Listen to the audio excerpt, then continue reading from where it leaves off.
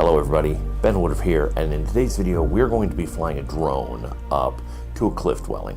But I want to talk a little first about cliff dwellings themselves.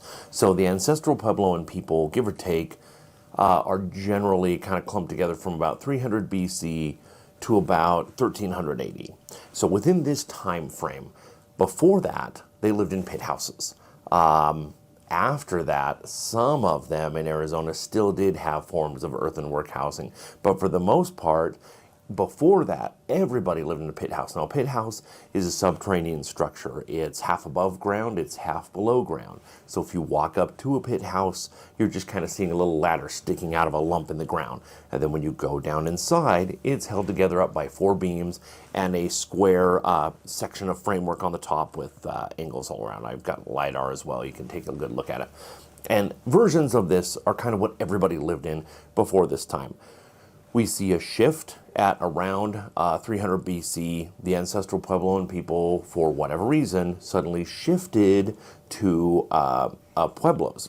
Pueblos were above ground, and when they made this shift, we see a huge influx of attention and investment in agriculture. We know by then corn was coming up from Mexico, and new breeds of corn and intense raising of corn, nurturing of corn, and having a permanent pueblo made more sense than a half above ground, half below ground pit house. Now, that being said, it still remained in a form. So a pit house is half above ground, half below ground, and what we see is when the ancestral Puebloan people began to do pueblos, then suddenly the pit house became an underground kiva. So there's now above ground pueblos that are usually square and rectangular, and then there's kivas. Now, there's not a hard and fast formula. Usually kivas, every 5 to 10 to 15 people, you're going to have a kiva. Every 5 to 10 dwellings, you're going to have a kiva. 8 rooms in a kiva, 12 rooms in a kiva. So we have been told by the descendants of some of these people that a kiva, even though it's always interpreted as being a ritual and a ceremonial center, we have been told that no, it was also used for other things as well, including just in the winter, it's a better place to stay warm, and including ritual sites, and that makes sense.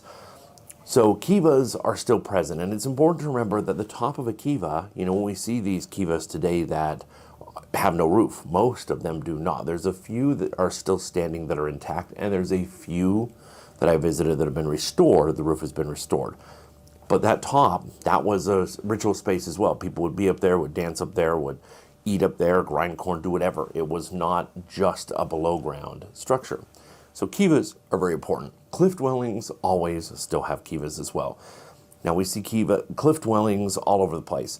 Some cliff dwellings are pretty small and rather accessible. Some of them are pretty easy to get into.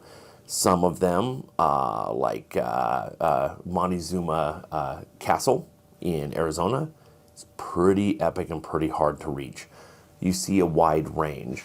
There's a very small cliff dwelling that I visited in one of my videos, and visiting this, it would have been like a 30 or a 40-foot ladder to get into this dwelling. So there's a wide range. Mesa Verde is arguably the most well-known and most shown on documentaries. Mesa Verde has many different cliff dwellings, and all of these cliff dwellings, most of them are pretty accessible. They take a little work to get to, but it's more of the distance to get to them than the difficulty to get up to them. But they still provide a commanding view, and you could see somebody coming from a long ways off. The point is, cliff dwellings, a lot of times the assumption is that cliff dwellings exist for defensive purposes. Now, there are some that do seem that way, and there's some that don't. So it's important to remember that the history of the Southwest and Northwest Mexico is not just a nice, easy, smooth, linear story. There's people that came and went. There were huge droughts. There were floods. There was a volcano, Sunset Crater, that blew up and changed everything in an area. You had violence. You had people being enslaved. We even had cannibalism documented in Chaco Canyon. You had wonderful things. You had terrible things. You had people intermixing. You had times of peace. You had times of violence. So when we look back, we just say, this is the past. all these dwellings are from the past. No, there's a big difference between one that's, 700 years ago, 1,000 years ago, 1,500 years ago. These are huge differences in time. They don't seem that way to us because it's all there. It's all just nobody's living in it anymore. But it's important to understand that there's not just one answer. But one, because you could have cliff dwellings for defensive reasons, you could have cliff dwellings for spiritual reasons. We know most cliff dwellings face the rising sun, so they'll get as much, especially in the winter, of that nice warmth hitting them and warming up the whole Pueblo that it makes sense. One of the most important things we see, though, is water. Because cliffs are usually, these cliff dwellings were originally carved out by water and wind, but they also often have seeps. So in other words, water will trickle down from above and fall down in. There's one I went to where it's a pretty small one, and it's in a cliff, but it's ground level. You can just walk right to it.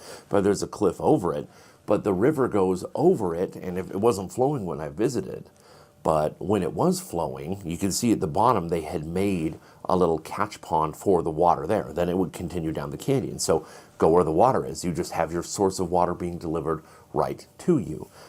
Many of these cliff dwellings also have seeps in the back. So in other words, the way that the porous karst, the way the rock has dissolved in back, water seeping through that has helped to carve out this alcove has made a section where water just kind of seeps through. And so the ancient people would just build kind of like a little catch-in back in the back of the Pueblo. There's many of these in Mesa Verde, and that's just a place where water just catches and builds up. So you have water coming right to you from the very rock itself. And again, in a desert region, it's vital to have access to water. Now, there's times of monsoons and times where there was a lot of water, and there's times of drought. There's even a 50-year drought, which I'm going to be doing a video on. So these things happen. Your ability to manage water and to be near it are vital. And that's something we see. So we're going to take a flight through. We're going to go ahead and take a look here and see.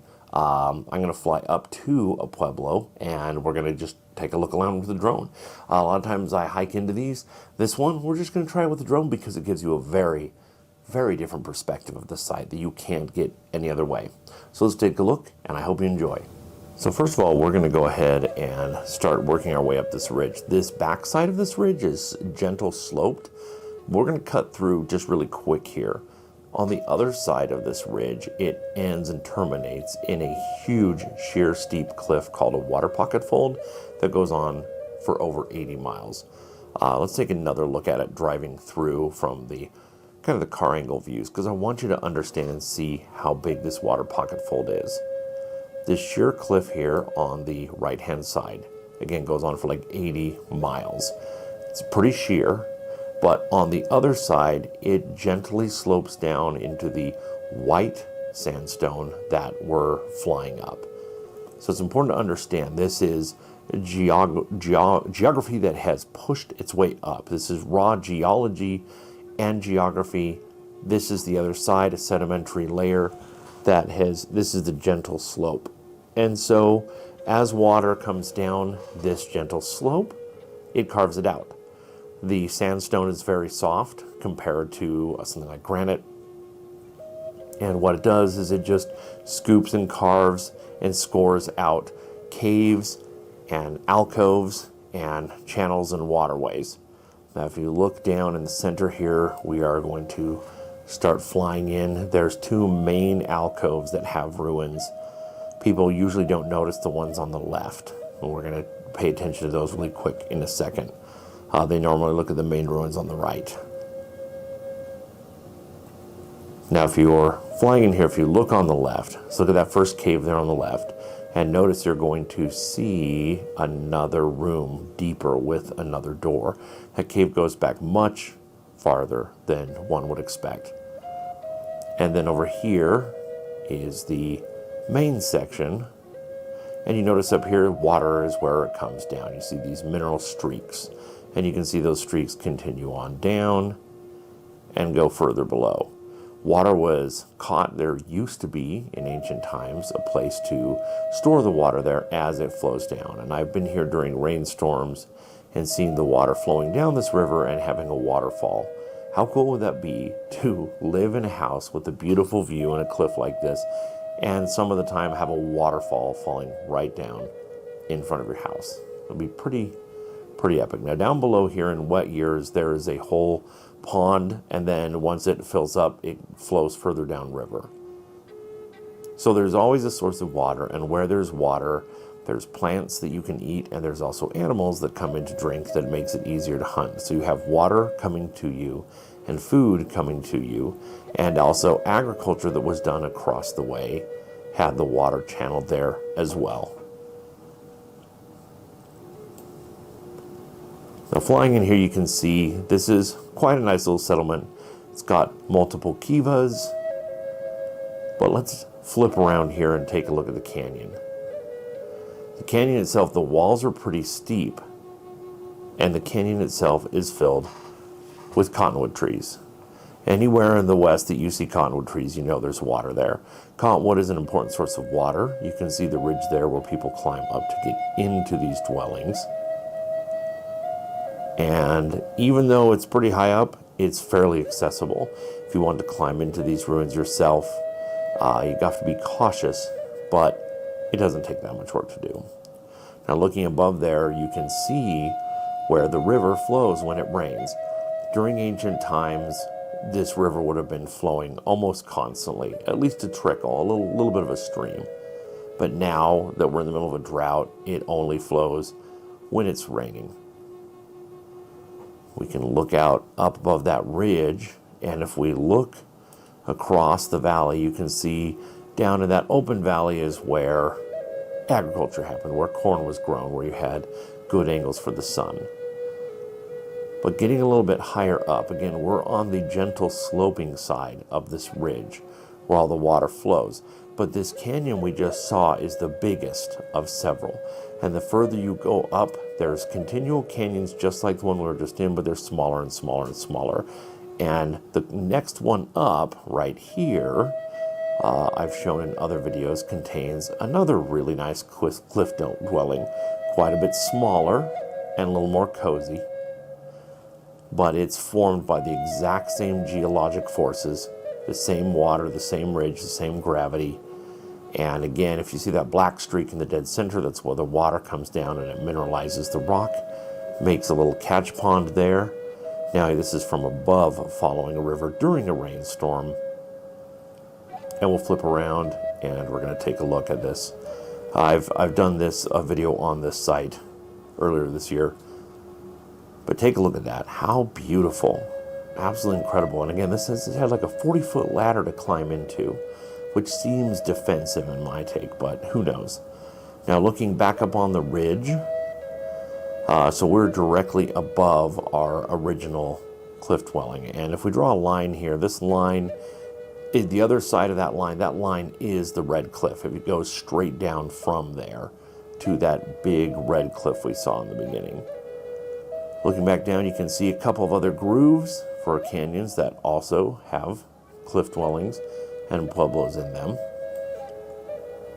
And looking out this way, you see that notch, just past that notch in the distance there. We're going to go ahead and mark it here.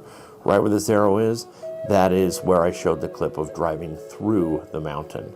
And again, on the other side is that sheer red cliff, which from this angle, you would never ever know.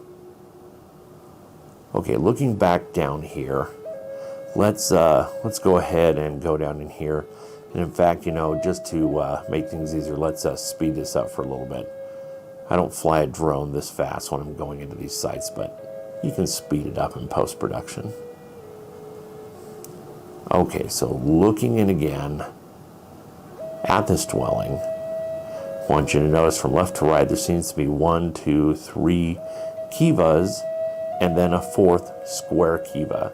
Square kivas are very rare. I'll do a video on it some other time. But this is pretty substantial. Again, these caves are deeper than you think, and the structures go back a lot further than you would think. Again, this has such a commanding view, and you can see this square kiva right here. Worth noting because, again, you do not see square kivas often at these sites. There's a lot of controversy about square kivas, but nobody ever talks about it in conjunction with this site, so I thought it's definitely worth mentioning. So again, seeing this, I just like to ponder and think how wonderful it would be to live in a place like this. It would take some work, but climbing in and out of it, if that's what you do every day, I think people would have no problem doing it. I don't think it would be any different than you walking from your car to go into your office. I think it would just be cut and dry and easy, but it seems so wild. But I hope you enjoyed this. Let me know if you like this kind of a video with drone shots. But always remember that life is a gift. So never stop learning and never stop exploring. We'll see you next time.